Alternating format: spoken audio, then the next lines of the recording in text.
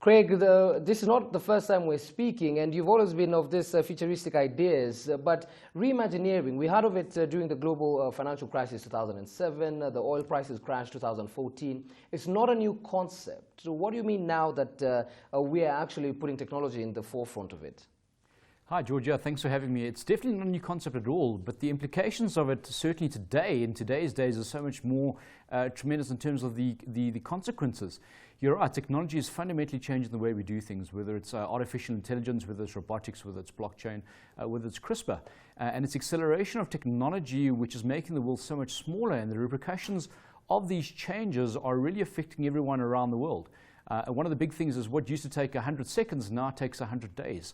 And it's really the technology which allows the speed and the scale of change and disruption which is really changing the way we do things. Right, let's talk about one concept. We have a disruptive technology value map that different parts of the world have tried to work out to say, okay, this part of the world would possibly gain this much revenue if they go this with this trend in tech. But this has not always worked because we're at different levels playing with also different resources. What's your general overview on what we're working with in sub-Saharan Africa? Yeah, so the fundamental basis and underlying technology for a lot of what we're seeing within the fourth industrial revolution that underpins this world we're in right now is connectivity. And without this connectivity layer, which is essentially the ability to connect in broadband, we don't have the ability and all the ways to do things like programming, languages within artificial intelligence, and so on and so forth. The biggest thing is within a sub-Saharan context is how do we provide more connectivity? There was a recent study that was done that in October 2016, more than half the world was connected by broadband, but across Africa in general was around about 30%. And this is the biggest challenge that we have right now. In terms of the technology map, the first thing is how do we get those underpinning fundamentals right? Now, if we carry on the same trajectory, what we may fall prey to is a lot of the African continent is now a question of playing catch up with the rest of the world and saying, well, how do we go from point A to point B? Whereas through the use of intelligent use of technology and policy from a government perspective is not to follow a linear progression, but to fundamentally leapfrog and drive into the exponential age, as they say. Well, let's talk about you from a personal level. You headed small business marketing for Google. You launched South African Business Waza online. You grew revenue by 82% year on year.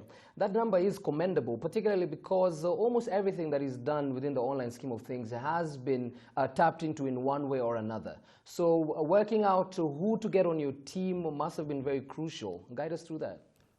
Yeah, it was an incredibly exciting time. I mean, this was probably about 6-7 years ago when I joined Google. And certainly at that stage, there was a lot of around saying, well, how do we monetize, but not just monetize, but more importantly, first of all, how do we get small businesses online? And the premise of that was, our thesis was the more people we can get online, the more foot traffic will drive to the sites, and therefore they can start transacting and doing business. It wasn't so much a play from Google when I was there, but more how do you build a partnership, how do you build the ecosystem, and that really was the challenge behind this. And so Google was positioned as one of the partners along with a number of others, including Vodacom Department of Science and Technology, Human Resources Development Council, which is an arm of government. And it was all the partnership and ecosystem play which allowed us to do this. From a people perspective, it was really about saying, well, how do we create those synergies where we understood where we were going and then created the capabilities around that. It was certainly an interesting time to be there, specifically as we saw then, and specifically now, and still carries on, where the amount of internet uptake is increasing. And that's obviously one of the big trends that Google's capitalizing on, as well as the likes of Facebook and new kinds of businesses like Uber and Airbnb. Right, all right, let's now move on. Who's going to pay for this? If we're shifting business models, changing customers and corporate culture, it's a lot more than what we have been having embedded for the last 10, 15 years. How do we work out a conversation that is as least uncomfortable as possible? Premise, right? This is the challenge that we have right now, is that most businesses are measured on a quarterly or annual basis. And therefore, everything comes down to, an ROI, what does it look like on our P&L, what's the return? A lot of the stuff that we're talking about from a disruption perspective, whether it's technology or even just re-engineering your company from a culture perspective, getting the right people, takes time. And so from that perspective, it's not necessarily a guaranteed return that we're going to make X% over this period, but how do we invest into the future, right? Part of the resource allocation that we've seen is some of the best ways of saying, well, you can't also fundamentally shift your business to say we're going to invest everything into technology and have some kind of innovative slant on things. Rather, how do we keep keep the money coming in. So our allocations say, well, 70% of your monies and your resources, time, people, etc., must go into business as usual. 20% will then give us what we say the 10% return, so something that gives us a little bit more in the marketplace. And the final 10% is what drives the exponential growth. That's the stuff that we don't usually do, and we may never get a return on that. The challenge is a lot of folks, specifically within the finance teams, will say, what is the return off this? And true innovation doesn't allow us to give us that. The culture angle is then one that says we align our corporate culture and our strategy to allow our people to innovate from the bottom up. Innovation isn't something that's done in the glass towers and done all the way through the organization, but the best kind of innovations are done from a grassroots level. And we're seeing that coming across from all different companies across the board, specifically the ones in this new world that we're in right now, where folks have the ability to come up with a new way of work and a new way of innovating their business models.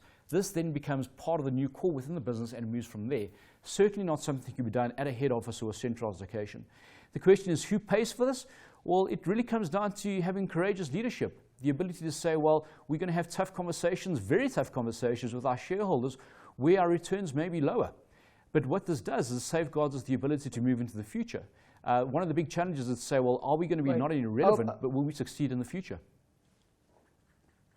Craig, allow me to interject. Just one word. If you were to put your money now, we look left, we see transport. We look right, we see possibly Uber, Tesla, all this. There's different developments every day. If you were to put your money into one sector right now, which one would it be? Ooh, depends on the term that you're playing, but I would certainly say in the long term, let's say 10 years plus, I'd put into healthcare, specifically across the African market. I think there's not only huge gains to be made in terms of the importance of lifting society, but I think there's also some significant financial gains for us as a continent.